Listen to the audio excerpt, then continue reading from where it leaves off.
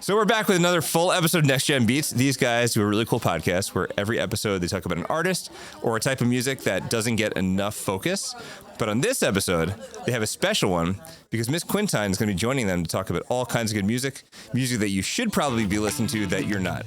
So without further ado, I'm going to pass it along to these guys. It's fine. This week on Next Gen Beats, we're talking about the chosen artist from last episode's Buzzfeed quiz, a small singer that we've never heard before. We are each going to be saying which is our favorite Liz Huett song and talk about recommend those songs to our viewers. Then we're going to talk with a teacher here at Herricks, Susan Quintyne, and interview her.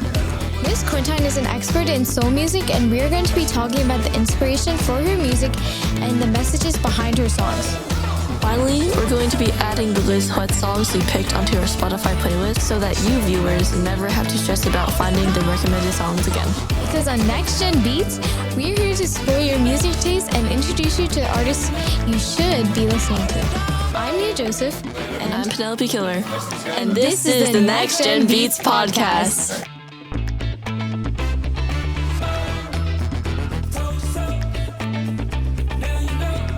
Music can change your life. You just might not have discovered the right genre for you.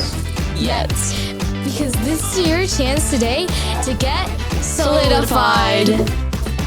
Hey! Welcome back to the Next Gen Beats podcast. We are super duper glad that you listeners decided to join us for episode 2 of our podcast. We know that you guys probably are very busy, so we appreciate you.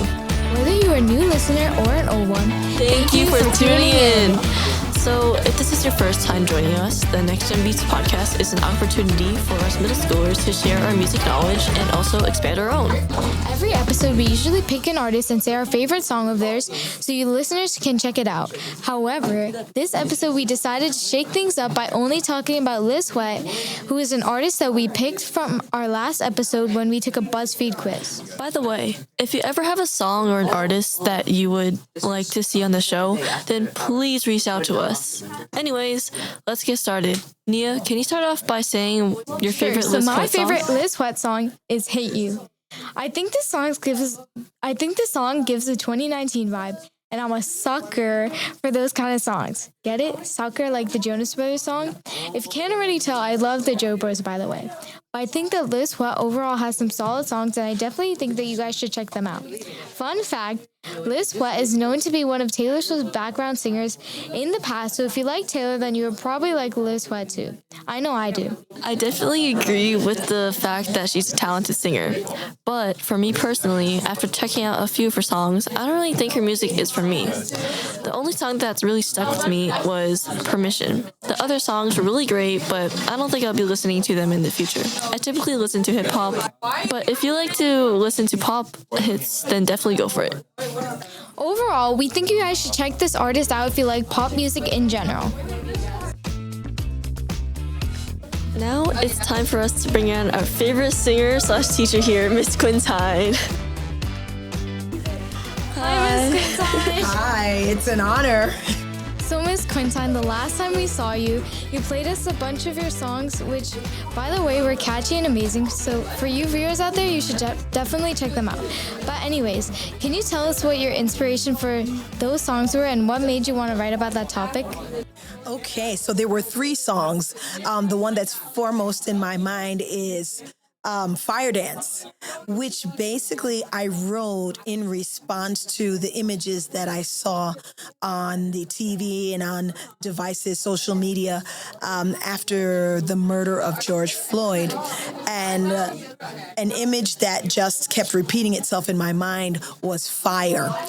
And I just started to think about the properties of fire. Depending on your perspective, fire can be destructive or it can also be regenerative. If you think about a volcano that has exploded and the lava, after the lava has destroyed whatever it's in its path, given time, there's a regeneration and a sprouting of plants and you'll see new life. So this song was actually in response to that. And the fire is personified solidified. It takes on different characteristics. It yells to get one's attention. It is quiet. It whispers. It dances. And it's basically the fire that was within me as a person of color, seeing images from the murder of George Floyd. And I'm very squeamish, so I couldn't really pay much attention to a lot of that. But from what I saw, that was my response to that, as well as to the extreme responses to that murder. I never like to just jump on the bandwagon. I like to formulate my own conclusions based on what I see, and with much thought, think about it and then respond. So my song was a response to those extremes that I saw, and there is hope in the song. When it was first written, I didn't think of it as a salsa, have a song that was would have that background, but it is written in Spanish and in English to a salsa beat. The song Hidden Places talks about the things that we hide in life, the things that no one knows about. And the physical representation of that was my son's room, or my son's former room. He's in the military. And thinking of the things that we sometimes close, not real doors to, but psychological doors. We close doors on those things that we don't want people to see, that clutter. But it's something that we all have to deal with, those places in our lives that we don't want to deal with, but we have to deal with. So that was the background for that song. Filters. So when I grew up, I grew up, I wouldn't say so strict, because it was common to me. I grew up in a Caribbean household, right? And my parents were first generation Caribbean. Actually, I'm first generation Caribbean American. So when people say strict, they think, okay, well, where you been? Things, think of negative things, but there were just certain guidelines.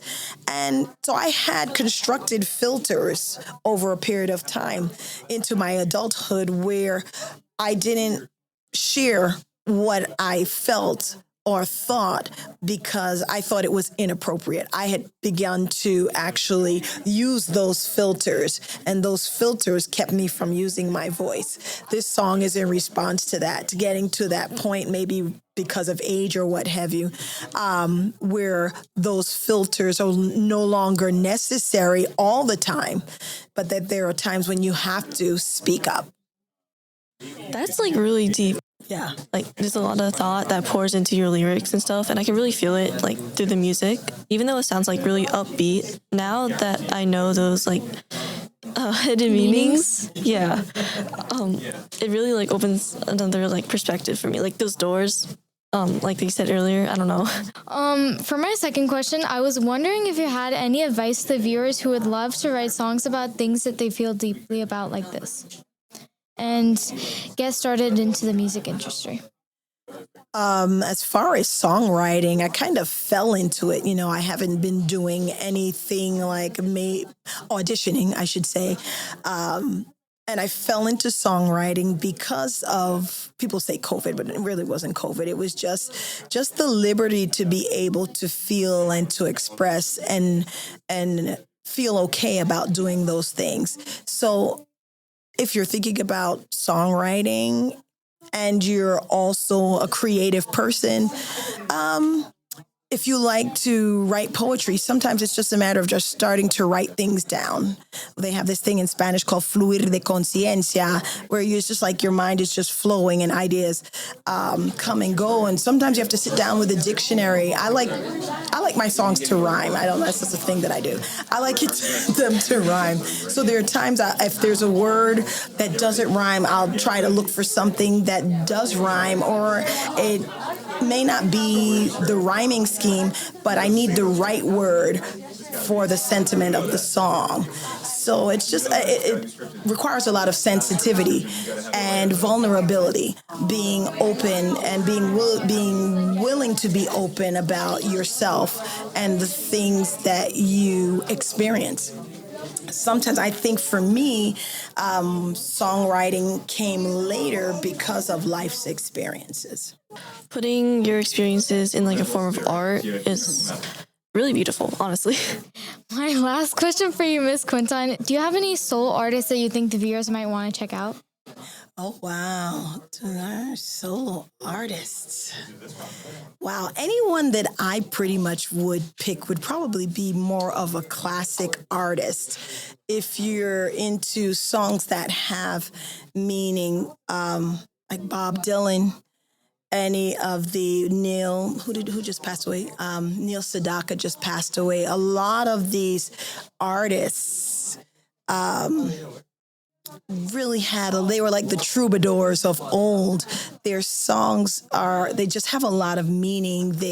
They're born out of their own experiences as well, whether it's personal or historical. So I would look for any of the classic singers, what motivated them to sing with the way that they sang, or to choose the words in the songs that they sang. A lot of modern music is just created to sell, right? So the importance of the lyrics has been watered down to some extent. Some people might disagree with me. I've been kind of out of touch. I know about some musicians.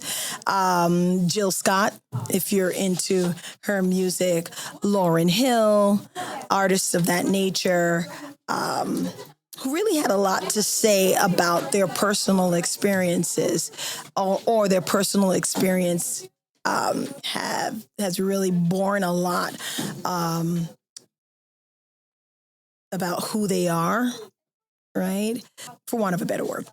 Telling stories in like a form of music and art is pretty powerful. It gets like the message across really well, and I don't know, it probably motivates like people listening to make the world a little better, you know, especially after traumatic events. Yes. And there's also so many artists out there that you viewers might relate to. So hopefully by listening to this episode that you guys could find some that you like and that you might want to try out. And of course, for Miss Quintyne's songs, we're going to be adding them to our Spotify playlist that we have in our show notes, as well as all the Liz Huett songs that we're going to be talking about in this episode. So don't forget to check that out. Okay, so Nia, where can you find us? You can find us online at Twitter and Instagram with the username at Herricks Studios. You can also find this podcast on your favorite app by searching for Herricks Studios. If you'd like to leave us a review, please do so on Apple Podcasts and we might read it on the show. That's going to be it for episode 2. Next time, we look forward to more artists. We hope you became solidified by listening to this episode of our podcast. See you next time. Bye. Hi, thank you, girls. Thank you so much. This podcast is a production of Herricks Studios with Mr. Huett and the Content Creation Foundation's 8th grade elective. The views and opinions expressed in these recordings do not necessarily reflect the views or position of the Herricks School District.